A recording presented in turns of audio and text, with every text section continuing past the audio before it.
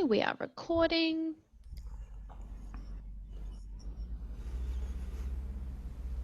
Hey. Hello everyone who's just joining us. Welcome, welcome. I'm just going to be spending a minute just letting everyone into the room.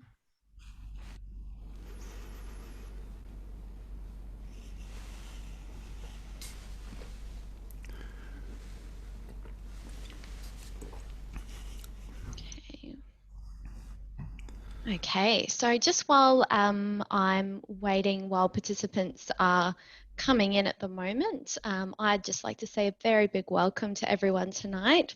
If you've been to an Avid Reader event before in person, you will know that we would usually be gathered on the back deck behind the bookshop in amongst all the beautiful bougainvillea at this time in late September. It's got a nice warm, balmy feel to it, so if you can just put your imagination there and we will commence the event.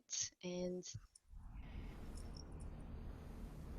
now, my name's Bianca. I'm an avid reader, a writer, and a host for Avid Readers events.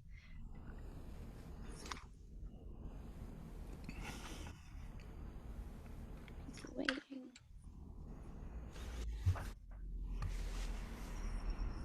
Okay. Now, I would like to acknowledge the traditional owners of the land, the Yagara and Turrbal people, and pay my respects to their elders past, present and emerging. Also, as we are zooming out across the country, I would like to pay respect to all elders of all nations across the land. Some housekeeping for this evening, as I'm sure you'll all be well acquainted with Zoom by now, but just in case, your microphones are on mute for the duration of the event. Please feel free to ask questions in the chat function at the bottom of your screen. I will be putting the link to the book in the chat function, so when you get that pop up, just click and you'll see where the chat function is on the sidebar. For tonight, if you use the code EVENT, E-V-E-N-T, at the checkout of your online store, you will also get 10% off your entire purchase for the next 24 hours. So feel free to go shopping after the event. Now I would like to hand over to your MC for tonight, Chloe Higgins. Chloe writes about the things she's afraid of: death, sex, love, and how she feels about her mother. The Girls is a memoir of family, grief and sexuality, and it's Chloe's debut and won the People's Choice Award at the 2020 Victorian Premier's Literary Awards. Congratulations, Chloe. Thanks. The Girls was also shortlisted for the State Library's 2020 National Biography Award.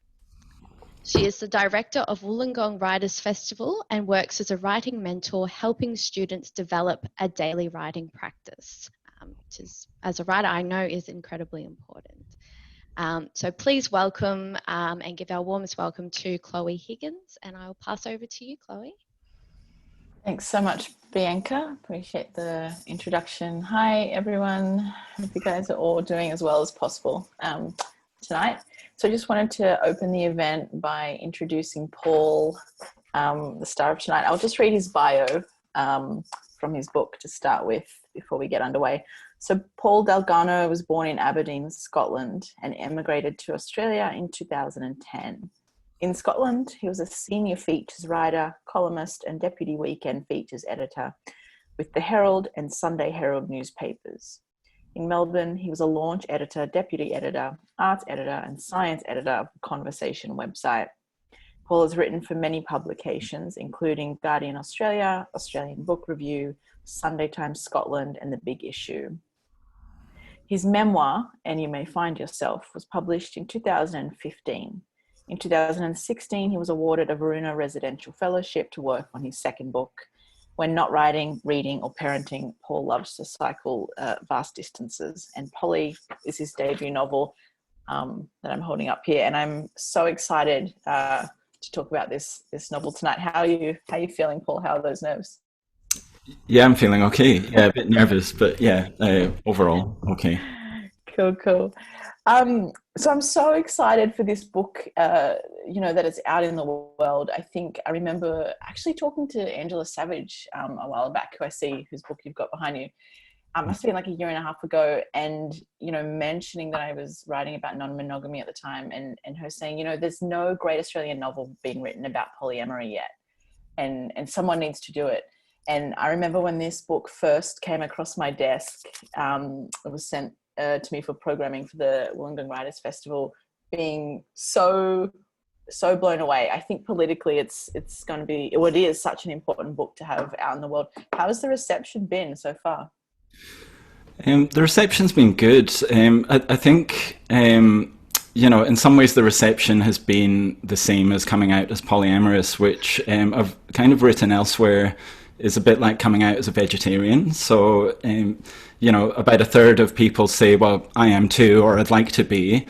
A third of people get really defensive, as if you're criticizing their lifestyle choices, which I'm absolutely not and never would. And another third kind of say, well, I'm kind of fine with it, but, you know, they don't invite you over for dinner as often. And so, yeah, I mean, the response to the book's been really good, but I've certainly felt I've talked about polyamory as a concept way more than I ever have before writing this book. Yeah, right. Interesting. So just for people that haven't read it, I might just give a quick overview. So it's based on Chris and Sarah, who've been married for a long time and have two quite young children. They're both under 10 years old. They are kind of in a functional marriage, quite a loving marriage, except for the fact that they no longer have sex. And this becomes an issue, and they decide to open their marriage up and start each seeing other people whilst remaining kind of committed to each other in every other sense. And it kind of follows that journey. We might, if you're up for it, start with a short reading to give everyone a bit of a taste of the voice and style, because I think the voice is quite beautiful, and then we can dig into some questions. Sure, I'd love to. I thought quite a lot about what I was going to read, and quite a lot about the fact it was 6:30 on a Wednesday evening and not 11 o'clock on a Friday night. So there are actually quite a lot of sex scenes, etc. in the book, which I'm definitely not going to read now. So if you have children around, feel free to let them keep listening. It's going to be fine. So just to set this up, this reading comes from quite a way, about 100 pages into the book. And basically, Chris and Sarah are the married couple. So Chris is our protagonist, first person. We're inside his head a lot of the book. And his new partner is Biddy. And basically, Biddy's brother is one of many people in the book who has taken their own life, one of many men in the book, or significant men in the book who have taken their own life. And we're joining them in this scene. Basically, it's the 7th anniversary of Biddy's brother Aidan's suicide, and Biddy and Chris, our narrator, have cycled to the Melbourne General Cemetery, during which Biddy's fallen off her bike and really scraped her toes. And what's going on in Chris's head, there's a few things, but one of which is he's met Biddy's parents, Nora and Chris, another Chris. He's met them before, but he met them without them knowing that he was actually seeing their daughter and that he was a married man with 2 young children. So this is, we pick it up as they're basically in the cemetery waiting for Nora and Chris to arrive for the 7th anniversary of Aidan's death. In case you haven't seen it, this is the book. Nora and Chris hadn't arrived yet. We'd forgotten to take the cloth from Biddy's kitchen, wiped Aidan's headstone with one of my socks. I shoved the other into my pocket. A sleepy concrete angel sat with her legs dangling over the polished granite surface so that Aidan would never be alone. Like me, I was never alone. Aidan James Honig, beloved son of Nora and Christopher, much loved brother of Bridget. Below that, in gold cursive, autumn leaves, hands reaching from the fire. I'm ready to burn now. Tumble home. Aidan wrote that, Biddy said, nodding. She took the sock from me, spat, rubbed. I stood, pulled the other sock from my pocket, spat on it. One of my favourite poems from my teenage emo years by Emily Bronte. Every leaf speaks bliss to me, fluttering from the autumn tree. Biddy's bent knees, her bare legs, torn tootsies, her arms, her... Aidan would have loved you, she said. I spat on the sock again. A proper gob scoured the angel's face. I'd have probably loved him too. From what you've told me, I mean, from what I... Boom. I looked round, the gravel popping, a car not stopping. Biddy stood, stretched, her toenails, her feet. My mum would have loved you too, I said. I'm sure of it. I even had a dream where she... Popping, stopping, boom, Chris and Nora's car. I stood. Biddy took my oily hand, my heartbeat. It was okay. I was a parent. Chris and Nora were parents. Surely we could see eye to eye. Even Biddy, she was becoming a parent in a way. We'd driven Oliver and Sophie to the summit of Mount Buang in search of snow the previous weekend, found only slush and disappointed tourists. At the lookout, I'd crouched to take a snap of Biddy and the kids. An Asian man strode towards me, gestured for me to hand over my phone and join the others so he could take our family photo. Mummy, Daddy, kids. My phone vibrated in my back pocket. Zac? Sarah? I couldn't look. Chris crunched round to Nora's door in a claret v-neck, offered her his arm. She stood, green jacket, silver hair, blue glasses, pulled her handbag strap over her head. They were older than my parents, or would have been if my parents were alive. Hi, darling, Nora said, hugging Biddy. Oh, what have you done to your toes? Yeah, oops, bit of an accident. Biddy laughed, looked at her feet. I came off my bike, but Chris was there to help me. Eye contact. Boom. Hello.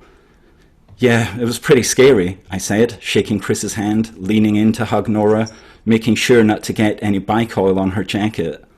It could have been so much worse. You should get some disinfectant on those toes, Nora said. That's what Chris said. I was Biddy's hero. Me. We can get some after this, I said. Good idea. Nora sighed. After this. She turned towards the headstone, her shoulders slumping.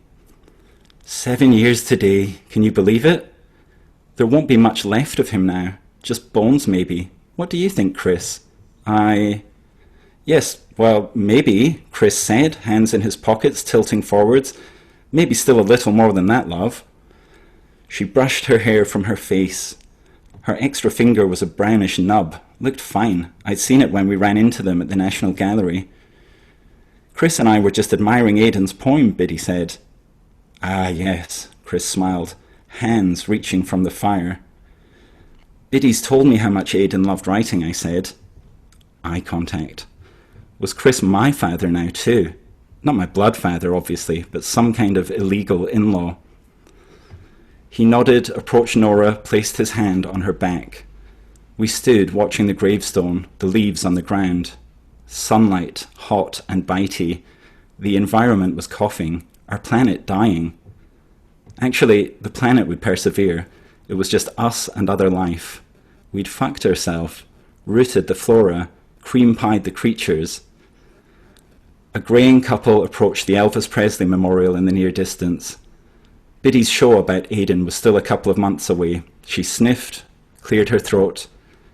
I still wear some of your clothes, Aidan. Your red shirt still smells like you, just about. I take it out of the drawer sometimes just to sniff it for a while, to feel close to you. Darling, that's a bit unusual, Nora said. She looked at Chris. I think we threw out most of his things right away, didn't we? There's no point holding on to every last scrap when someone dies. I held Biddy's hand. I was there for her, or almost there as often as I could be, while also being there for Sarah and Oliver and Sophie, and maybe one day being there for other lovers, just as Sarah was. Other lovers, Biddy had said in bed as we were falling asleep. You're joking, right? Yeah, of course, I said, faking a laugh. But despite all of that, I could make Biddy happy, had so many ideas. I nodded, smiled. My job was to appear attentive in Chris and Nora's peripheral vision or otherwise, but they could also just ask me straight, was I the Antichrist? And if they did that, If they asked me straight, I could be sincere. I had absolutely no idea what I was doing, why I was doing it, or how any of it was supposed to work out.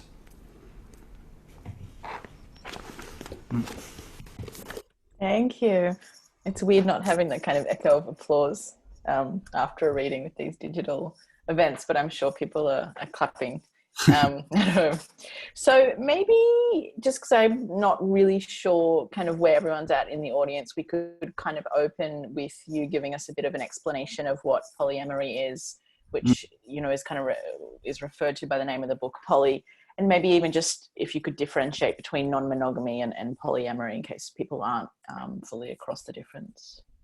Yeah, so non-monogamy is quite I think of it as an umbrella term which involves lots of different practices, essentially. Under that umbrella, we have polyamory, which I guess in its absolute most basic form is the kind of, ability is the wrong word, but the kind of decision and the agreement to pursue romantic and or other intimate connection with someone who isn't your current partner. So unlike in standard monogamy, where if you see someone else, it's generally an affair, and I think that's about 50% of relationships or something, people at least admit to doing that. In polyamory, the basic idea is that it's consensual, it's ethical, that you're honest about what you're doing, and maybe you meet your partner's partners, maybe you don't meet them, but it's not happening in the dark. There's not a deception going on there. One concept that people, I think, including myself, originally find quite hard to come to terms with polyamory is that it doesn't necessarily mean sex. So there are as many types of polyamorous relationship as there are types of relationship, and that might be sexual, it might not be sexual, but it's essentially intimate with another person that's not your current partner, or maybe you don't even have a current partner, but you want to be free at least to pursue relationships and be allowed to take those relationships as far as you want to take them without feeling you're kind of breaking the law and the sky's going to fall down on you. Yeah, so essentially really honing in on communication and consent, really, I guess for me anyway, is the way that I kind of think of it. I'm curious, Paul, are you kind of the school, I guess, it's really interesting to me whenever people tell me that they're kind of anti-polyamory or anti-non-monogamy, they often refer to themselves as being someone that's more traditional, which always kind of makes me laugh, because kind of in my reading, actually, we as a species were non-monogamous or polyamorous for much longer and for far larger part of history than we've ever been as a species monogamous. And actually, monogamy is quite historically speaking, a relatively recent phenomenon that really didn't come into place until, agricultural revolution came into place, when we domesticated animals, started growing our own crops. Some would say domesticated women. And it was at that kind of turning point that a lot of researchers talk about monogamy then, coming into play. Does that kind of feel true for you? Because I know not everyone kind of agrees with that take on history. Yeah, I mean, I've read very similar things. Sex at Dawn's a bit of a touchstone text for people, I guess, when they're exploring this issue. I mean, a bit like I said at the start, I'm not. I don't necessarily think one way of living is better than the other. So if monogamy works, monogamy is absolutely perfect. But I guess the question is, does the type of relationship you're having work for you and your significant others, or does it not? And non-monogamy at least opens up this possibility that, the kind of reality, I'm sure we've all been there, is, we tend to be serially monogamous. And what happens, of course, is you meet someone new and they're fantastic and they're exciting, and even better from the point of view of your ego, they think you're fantastic and exciting. And somewhere down that line, you kind of realize that, well, actually, I don't like that you leave your dirty pants here and you're this there. And, we kind of, we do this kind of slide down into realizing, okay, we're all not that exciting in the first place. So what can kind of happen, I guess, in that that kind of serial monogamy situation is you end up throwing out what you have, which could be 90% brilliant and affirming and supportive, in favor of this kind of hope that this time around it'll be better. And I think what non-monogamy generally does, and you know, it's almost not worth saying, but I'm talking about ethical non-monogamy rather than, you know, just going kind of wild. It at least opens that possibility that, you know, this person that you're with loves you, they think you're brilliant, but you know what, your love of books or whatever isn't really their thing. They're really into this other thing. And, you know, we all live for whatever it is, a few years and then die. So why not allow your loved ones to pursue the type of relationships with other people without being do or die? You know, it's me 100% or it's nobody. So yeah, that's kind of where I sit on it. Yeah, and I think just the idea that one person can't ever understand all facets of another human's personality and satisfy, you know, all their needs makes sense to me. The other thing that comes to thought for me listening to you speak is Esther Perel, who's obviously probably one of the most well-known contemporary sexologists. And she talks a lot about this really interesting idea that, you know, intimacy, what is it, like intimacy, I can't remember her phrasing, but like something around what sexual desire or what desire requires is mystery, and what intimacy requires is almost, you know, ideally honesty, or I can't remember the phrase that she coined. And so these two things kind of sit in opposition to each other, and actually it's quite natural for desire to kind of die out, if you will, when two people are kind of working towards this kind of intimacy during a long marriage. I don't know. I found that really interesting. Yeah. Yeah, I think it's probably Esther Perel that said this too. But you know, desire by its nature is something that you don't have. So you know, to use a completely weird analogy, I had my eyes and my heart set on a road bike that I really wanted for years, you know, and I bought it a couple of years ago, and it was absolutely my heart's desire. This was the most beautiful, amazing thing. I felt so happy, but I enjoy it now, but I don't desire it anymore because, you know, I've got it, and you know, that's the nature of desire. It's the next thing, the thing that you can't have is the driver of desire, I think. Speaking of desire dying, so the kind of central premise of the book is that, of course, Chris and Sarah no longer have sex. Why is that? Why do your two main characters stop having sex after being married for so long?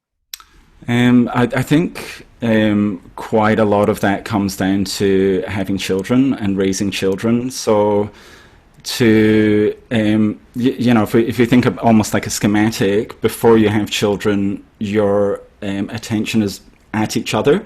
So you're like literally looking at each other quite a lot. And when you have children, suddenly everything is directed at the children. So that kind of love that enters your heart for your kids, plus, you know, very much like tiredness and stress and strain and, you know, worrying about them, your love becomes very displaced. And, you know, the kind of, in a way, when you've been raising young kids, the most romantic and amazing thing that you could possibly do for your partner is not ask or expect to have sex with them. It's just, you know, it's coming at the end of an 18-hour day where you've done nothing but, you know, happily stroke slightly frustratedly looked after children, but they've sucked everything out of you. It's all gone there by the end of the day. And yeah, I mean, in an ideal scenario, you know, they're in bed, you've washed the 9 trillion dishes in the kitchen and cleaned up the poo on the floor and whatever else, and you're like, yes, now let's have our, you know, our time together and feel raunchy or sexy together. But I think for very many people who have children, that isn't where you end up at the end of each day. And of course, where you end up at the end of each day becomes a week, becomes a month, becomes, you know, becomes your life. So it's a very hard balance, I think, for people to balance that kind of childcare load and emotional load that goes with it, with feeling excited or happy or sexual in any way. And I think in the book, that's Chris and Sarah's reality. Probably more so Sarah, but then in the book she also has the a very traditional couple in the sense that Chris is out there trying to be the breadwinner, essentially trying to do the thing he thinks he's supposed to do, and Sarah's taking the absolute brunt of the childcare. So in a way, I think that's actually quite realistic too, that for the men in that situation, they think, well, hang on, why can't you also feel sexually, enlivened by my presence? Whereas for Sarah, she's essentially over it. Yeah, it's interesting you talk about like kind of a lack of energy or exhaustion or whatever, but they have plenty of energy to go out clubbing, to have some deep friendships, to have sex with their partners, but just not for each other. Well, that's not true, right? It's only Sarah that doesn't have that desire anymore. I think one of the most heartbreaking parts of the book really is that Chris is almost pining for his wife, and she's not there anymore, Yeah, I mean the whole setup of the book essentially is that while the couple have agreed to open their marriage, Chris, who he has a kind of positive and a negative quality here. So on the positive side, he literally wants Sarah to rediscover her sexuality and feel good about herself. But really, in the most kind of selfish way, what he's hoping is this will kickstart her libido. So suddenly, from all the men that are attractive in the world, he's one of them. He's a man too. So I guess it goes back to what you said earlier about desire. You desire what you don't want. And in this case, in a relationship with all the things we discussed there about children and that domestic drudgery, that kind of sludge that you end up in, yes, they both have energy for other things, but it's precisely because they're other things. There's a big difference between meeting somebody new and exciting who doesn't see you as, the person that washes their socks or the person who has to get the kids to school. So I think as for anybody, whether or not they have kids, the fact that somebody is seeing you anew without all of your baggage brings its own energy and kind of animating spirit to you. So is it in part kind of escapism or kind of a desire for like external validation? Like, are these kind of part of what's going on, do you feel? Or I think both of those things. Yeah, I think something that's not the run-of-the-mill daily grind really is what's attractive. Yeah. So I'm interested in kind of rewinding what I imagine is several years, and I'm really curious to hear about how you wrote the book, like your whole writing journey. So you'd kind of published a memoir. What year was that? 2016? Or? 2015. Yeah. 2015. Okay. So, and then had you already started Poly, or did you start after that? Can you talk us through that whole writing journey? So in 2015, I published a memoir, and like anybody, and I can see a couple of, I can only see about 4 people here, but 3 of the 4 people I can see are authors on the side of my screen. So I can see Josephine Taylor, Rob McDonald, and Rochelle. So, this I guess will maybe hit home for writers and yourself, obviously, Chloe.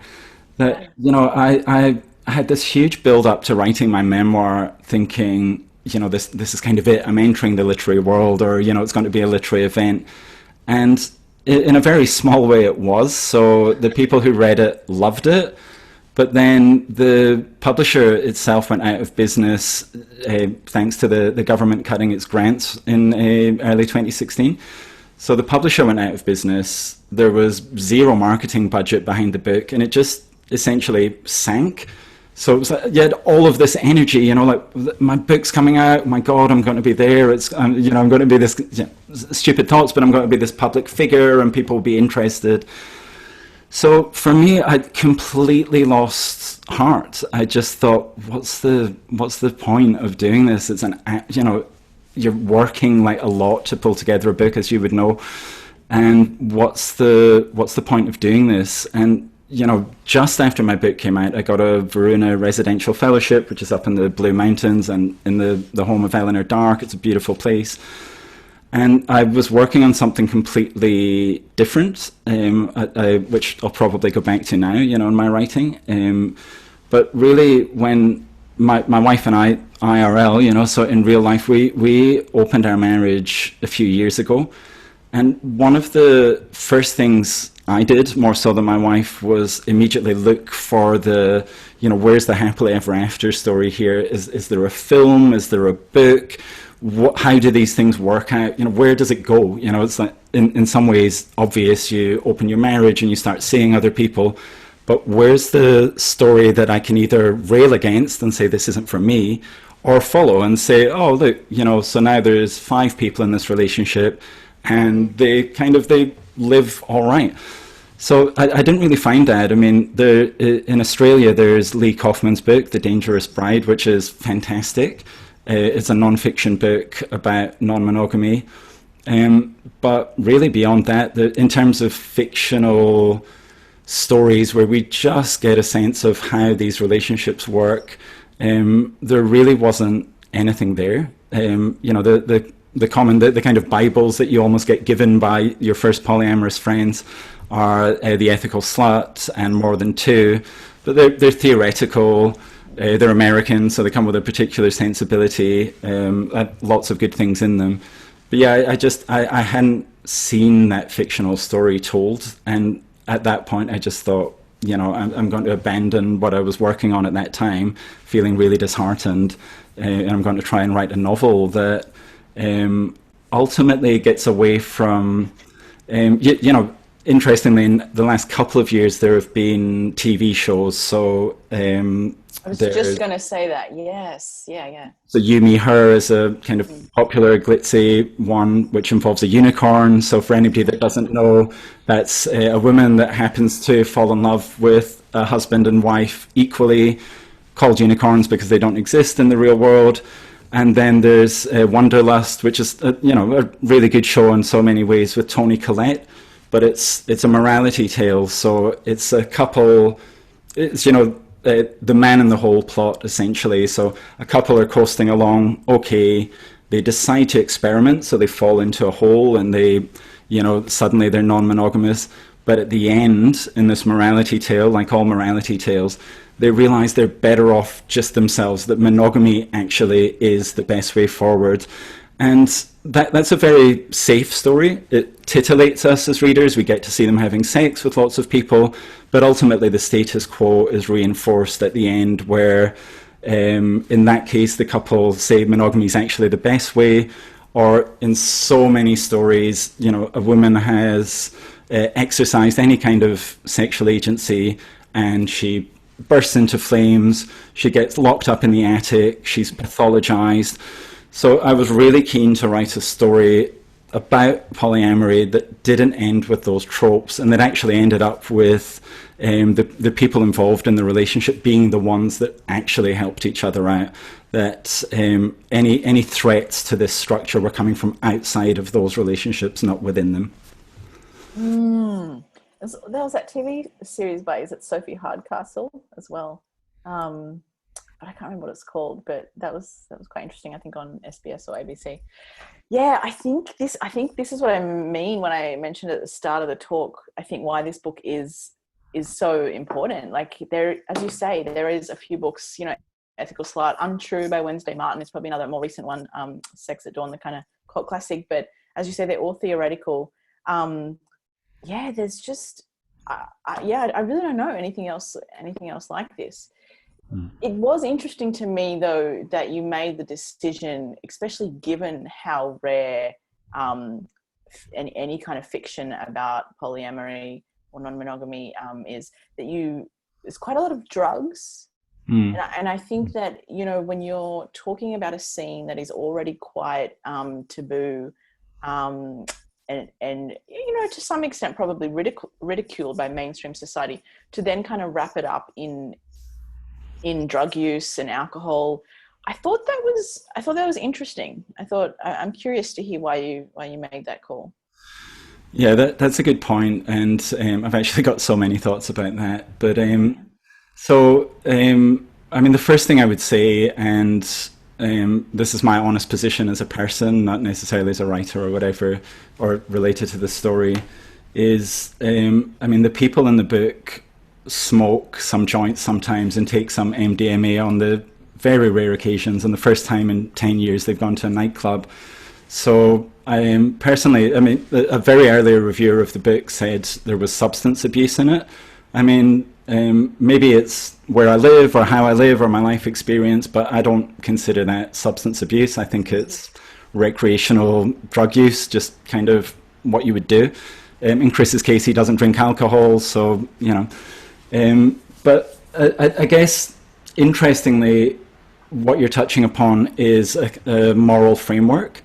So my morals and the morals in the book, and I guess what I'm trying to do in the book, is really that questioning the moral framework. As I said before, the threat to this relationship or this style of life doesn't actually come from within the relationship. The people in the relationship or relationships are very supportive ultimately of each other, regardless of their struggles.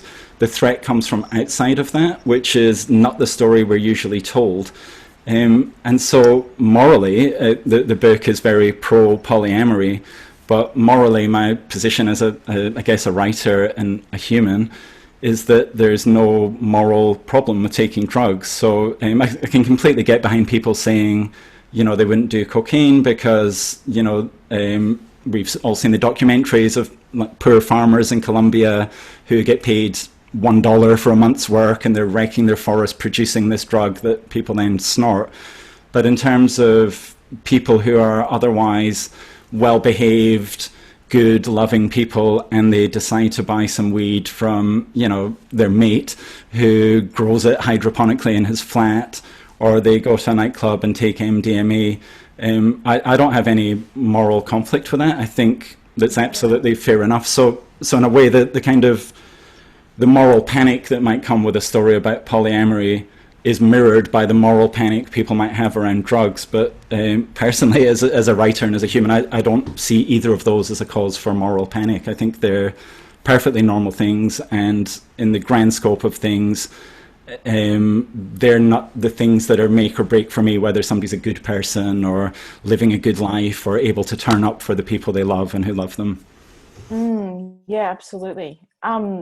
I think actually one of the most beautiful parts of the book for me was this kind of almost absence of shame, right? For a topic that, like, for me personally, there's so much kind of shame often around my sexuality, particularly in terms of non-monogamy, and, you know, finding it difficult to speak publicly about that. And so to watch kind of these characters, I don't know, like there wasn't even this idea of like coming out publicly, right? Like the shame of coming out, like that just wasn't a factor in the book. And I guess that it's kind of linked to what you were talking about with the kind of moral judgment stuff with the drug use. Same idea, right? Was shame something that was in your mind at all as you were writing?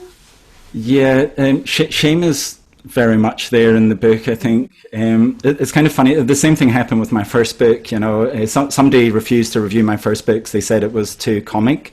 And I got back to them saying, hang on, it deals with like serious mental illness and, you know, suicidal ideation and stuff. What do you mean it's too comic? So one of the things that really, you know, all of the men, the women in this book don't have huge issues that we hear about. The men in this book, Chris and Biddy, one of their first bonding experiences is over the fact that Chris's dad has killed himself when Chris was a child. Biddy's brother, as we heard in the reading at the start, killed himself 7 years ago. There's suicidal ideation all the way through it. So the men in the book are, Chris's best friend has drug-resistant mental illness or depression. The men in the book are the ones who are really falling apart. And that's been informed by a couple of things. So there was a UniMelb study that came out a couple of years ago about the fact they did a longitudinal study of 14,000 Australian men to look at the factors influencing suicidal ideation. And number one wasn't alcohol or drug use or unemployment or, they're lonely, all the kind of, serious issues. The number one factor was self-reliance, a sense of self-reliance. So feeling that they need to suck it up and be men, as they say, was this thing that was driving, and it is sadly driving lots of men off the rails. The classic unable to communicate, don't know how to. So within all of that, so that's one thing. And then the other thing that really influenced it was Jess Hill's book, See What You Made Me Do, which has some really beautiful, as in brutal, striking observations and findings around shame, and how, again, when you take away all these other factors, what's driving male violence towards women and male violence towards men, towards themselves, towards each other, is a sense of shame. So it's kind of tied to this other idea. Shame is buckling men who can't, we can't come to terms with, can't express what their shame is. They don't even really know what it is. They're just being driven forwards by a sense of shame, and that comes out in all these kind of ugly ways. So yeah, for sure, shame is a constant in the book. I love that. I think like one of the most exciting things about contemporary times for me is like seeing more and more women I know starting to speak more openly about their kind of, I guess, sexuality or, whatever, like in whatever that means, right? Speaking up, speaking out, and then there's this kind of simultaneous thing going on, I find, where like increasingly I feel like the men that I like, that I'm friends with or whatever, like don't feel that burden of like that having to carry that toxic masculinity or present that toxic masculinity all the time, and seeing that those kind of two things happening simultaneously is really exciting to me. And then obviously the flip side, where people are still carrying those burdens and can't yet kind of free themselves of those burdens, is very painful to see and watch, Yeah. I've lived in a few different countries, and there's a real constant that happens, which is if anything happens to you in your life, so you've split up, you've had a terrible day, you've lost your foot in a grinder, whatever the thing is, your female cis female friends, the way generally they'll respond, in my experience, is to ask you questions, and then when you say, I lost my foot, I feel I'm in a lot of pain or whatever, say, well, how did it happen? Oh, well, there's a grinder, etc., etc. So it's based on eliciting and bringing out what the actual story is, what the issue is, and at the end, you feel kind of better, you feel listened to. With 96%, let's say, of my male friends who I've loved and who I've had for many, many years, the process is so different. The process is, oh, well, let's get drunk, or let's, smoke lots of weed or sniff glue or whatever it is you want to do. And at some point, 6 hours later, after arriving there with your broken heart or your broken foot or whatever the situation is, when you're completely smashed, your male friend will, if you're lucky, put his arm around you and say, hey, that's shit, what happened? And that's it, it's over. That's as far as the discussion will go. And if you try and say, actually, like, I feel that my heart's broken, or I feel really terrible about what's happened to me, it kind of starts getting quite awkward quite quickly. And I love those male friends. I actually find going out and getting smashed out of your face when, something bad has happened can feel like absolutely the right thing to do, and it brings its own consolation. But it's a very different way of dealing with the issue. And whereas talking to my female friends over the years, you kind of feel some kind of resolution, or that somebody's on your side by the end. With your male friends, you tend to wake up with a really nasty hangover and still feeling that whatever it is, it's still inside you. You haven't quite been able to get it out. Oh my God, you're like blowing my mind. So I just want to, before I respond to that, encourage people to pop any questions that you have in the chat, because we're going to open up to that in a minute. So please go ahead and do that. And while that's happening, Paul, it's so funny, but I've literally been talking about this with like all my girlfriends. Like we will like start to like date a guy and think they're really cool, and then give up after 2 weeks because they don't ask us a single question. Like it's literally this phenomenon that me and all my girlfriends are talking about. Like, why do men not ask questions? Like it's genuinely perplexing to me. And I've never really heard anyone, and you know, so the conversations that we're having with these men that we're going on dates with, we're like, this just doesn't live up to the conversation that I'm having with my girlfriends. So why would I choose to spend time with them over my female friends? Like, I've never heard anyone articulate it in that way before. I think that's fascinating. Yeah, thank you. So Bianca, I think you've got a bunch of questions that you've been taking. Yeah, we certainly do have a couple. Shall I start with our first question?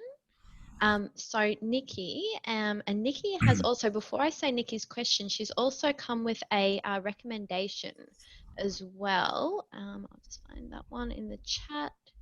So a tip for everyone, Trigonometry, a BBC series with pretty good polyamorous representation and people of colour queer representation. It is not that well known in Australia yet. So Trigonometry, BBC. Good tip there, Nikki. Thank you. Nikki has a great question. So I'll just read that one out for you, Paul. Polyamory is often misrepresented in mainstream media. On the one hand, often some drama is added, such as poor communication, some cheating. And on the other hand, the diversity is often left out, such as often only presented as one white man with two girlfriends, less people of colour, and same-sex relationships. To what extent does your book, or have you tried to make your book, a good introduction or representation of common poly practices? Yeah, thanks, Nikki. That's a good question. I haven't heard of that show. Funnily, there's one called Compersion. Sorry, Nikki, I can't see you, so I feel like I'm talking into the ether here. But there's a web series called Compersion with an African American couple who start living a polyamorous life, which I also really recommend. I haven't gone too far down the route of trying to do everything for everyone in this particular polyamorous story. And as we were chatting about earlier, I think this is as far as I know, the first novel in Australia about any kind of polyamorous setup. So, for example, because I'm not, the story is told very much internally from a straight cis white male narrator point of view, and the reason for that from my point of view is I'm a straight cis white male narrator. I'm a huge believer and supporter of all kinds of stories being told, but I'm not the person that's going to be telling those particular stories from an internal point of view. I'm very happy and can't wait to see those stories, and I completely agree. I mean, when we were talking earlier about the idea of the unicorn, you, me, her, the American series is very much that story, that one guy and the two women who are not only in love with that guy, but in love with each other. So I've definitely, I've not recreated the unicorn story here, and Biddy, who in a lot of ways is the hero of the book, rails very strongly against the idea of being a unicorn or a manic pixie dream girl and various other things she says. So basically I've told a story that I think isn't everything is great in polyamory, but at the same time I think the philosophy and the politics of the book are pro polyamory, and certainly at every single interview and event like tonight that I've been at, I'm really keen to emphasize that there are, you only need to think about it in terms of heterosexual monogamous relationships, and if somebody said to you, what are they, and you had to suddenly sum up what they are, every single one of them is different, every single set of circumstances is different. So this book and me personally, I don't feel I can tell all of the story of polyamory, but I'm glad that I've got a book about it, and I can't wait to read lots more books about it with different perspectives. Excellent. Thank you so much. Thank you, Nikki. And so we've got the second question from Josephine. Look. So Josephine says, I love the distance between what Chris thinks and what he says. Was this a deliberate strategy or just how he evolved as a character? Sorry, who asked the question? That's Josephine Yeah, Taylor. yeah, thanks, Josephine. Oh, Josephine, you are one of the few people I can see on the screen. Thank you for that. I think, for a few years, people were telling me my writing was funny, which I never really, like. I kind of thought, well, I never sit down and write jokes. So what's the funny? Where's the funniness coming from?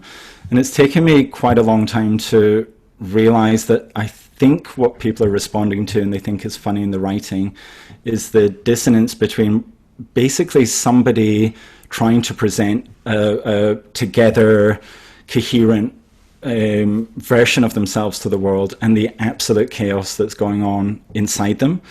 So for sure, I mean, funnily, today at my work in a completely different context, somebody was talking about doing resilience training, and they said, hey, do you know we have like 80,000 thoughts a day?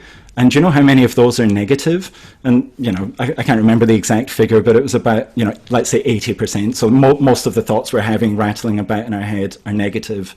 But we don't all walk around the world saying, I feel shit, my face looks horrible, I'm worried about how I'm perceived by other people. So from my point of view, for an internal monologue to work, it can't just be a wooden, oh, I feel good today, and oh, my partner's now sleeping with 6 people, and I think I feel fine because I know the concept of comparison, and therefore, like, I'm okay with this. So yeah, it is a very deliberate kind of comic, even though I don't always think about it that way.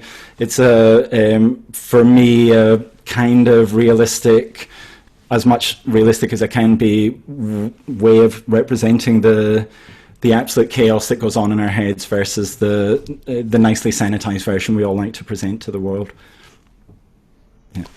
Yeah. Thanks, Paul. So we've had a couple of other questions in the meantime as well. So are you okay if I go ahead with those ones? Yeah. So Jen says, sounds like a great book. Loving the idea of reading about a story in a place I live. How do you think this book differs as an Australian book versus if it was based in the US or UK? Yeah, thanks, Jen. That's a good question too. When one of the books I mentioned earlier was More Than Two, and in its kind of worldview, I guess, it talks about various things you can do if you're polyamorous. One of which, in some ways, horrified me. So it was, you might want to keep a spreadsheet, and on that spreadsheet, you keep details of your STI checks. You never leave the house without latex gloves in case you need to, give somebody a hand job, and you should always have your spreadsheet there to present just in case, somebody needs it so they can see that you've slept with this many people.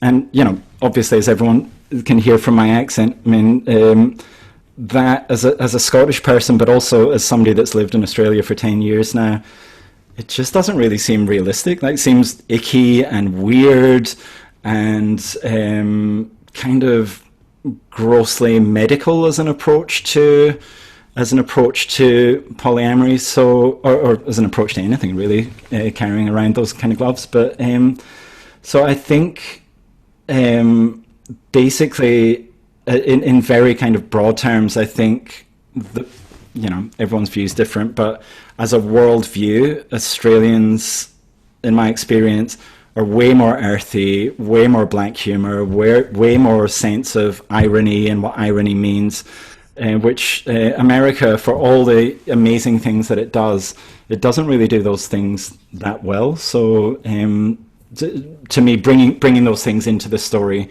brings a kind of realness or a puncturing of the kind of bubblegum version of stories that you might not get in a US version. I love that image, the puncturing of the bubblegum. Okay, and we've got a question from here. From Rob. Rob McDonald says, will your work in the future include poly characters?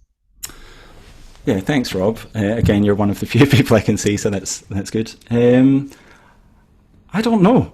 I really don't know. You know, in the most kind of mercenary and horrible way, if somebody said to me, mate, you know, we're going to give you a 10 grand advance to write another story about poly characters, I'd definitely do it. At the same time, not necessarily. I feel this has been obviously very strongly focused on that area. I think there are lots of facets of who we are and how we are that I'd like to explore in my writing. So I wouldn't be against it, but I don't, you know, this one has been very intensely focused on that type of relationship.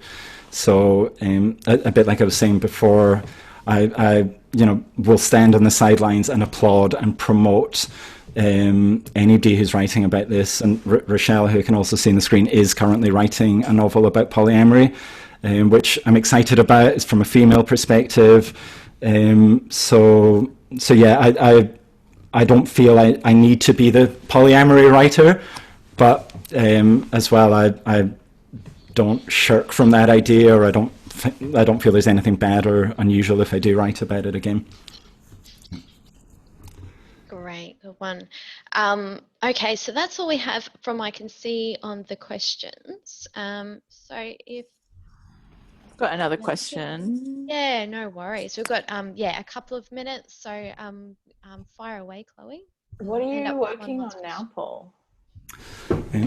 So I'm working on the story I was writing at Verona in 2016 and have gone back to. So the idea of this one is it's a mother who is dead, and in an afterworld of some sort, she is revisiting her triplet daughters, all of whom have moved to different countries, one of which is Australia. She's Scottish, and she's essentially checking in with her triplet daughters in a kind of state of denial about who she is, in the sense that she's dead, and what might have happened in the past to these triplet daughters in terms of their family dynamic. That's the idea. Okay, very random comparison, very different. Awesome, cool. I'll be very interested in the characterization, the setup in that one. That sounds really good. Hopefully more time at Verona or something like that. Yeah. Well, I didn't see any questions come in the meantime. So I'm looking, but I hope I haven't missed anyone. But that leaves us right on the dot for 7:30 to finish up. Paul and Chloe, thank you so much. I'll leave it to you now if you have any final comments or questions for the audience. Sorry, any final sort of comments, anything you'd like to say? I can't see you, Chloe, so I don't know if you do or not. I don't want to talk over you. The only thing I would mention, which most people will be aware of, is that this Saturday, 3rd of October, is Love Your Bookshop Day.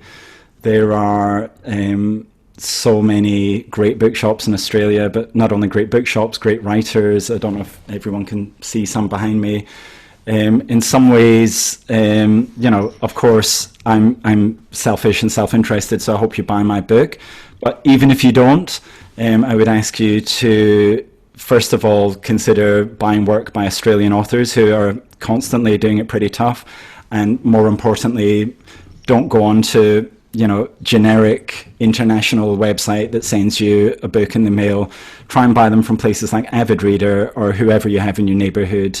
They have been an absolute lifesaver for so many people throughout this incredibly weird year, and they will love you right back. If you love your bookshop, guaranteed they'll love you back.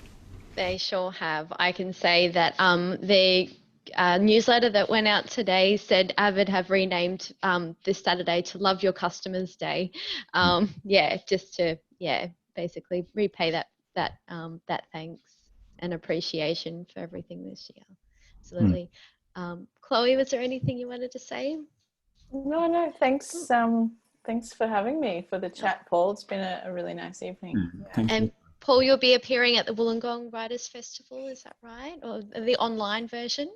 Yeah, I will be in November, which, in case anybody missed it in the introduction, Chloe, I think has built this from scratch into one of Australia's best and friendliest and most accepting book festivals. So I'm absolutely delighted that Chloe has invited me to be there in November. Can't wait. I'm excited. It's the last weekend of November, so and it's all online. If people want to jump onto the Wollongong Writers Festival website, you can in the mailing list, and we can keep you updated. But I'm looking forward to having you there, Paul. It should be good.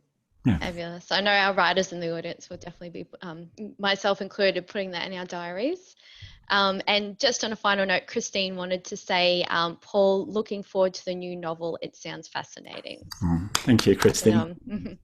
So I'm now going to allow everyone to unmute yourselves, and so we can all give Paul and Chloe tonight a big round of applause, add in any comments you're going to say, and then we'll all be left to enjoy our evenings.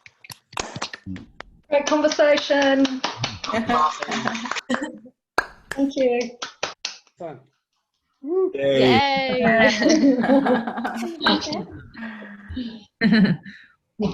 Well done. Excellent. Thanks, everyone. Thanks for coming. Thank you. So great to meet you both. All right, I'll leave it there. Have a great night, everyone. Thank you. Thank you. Bye. All the best. Bye. Bye.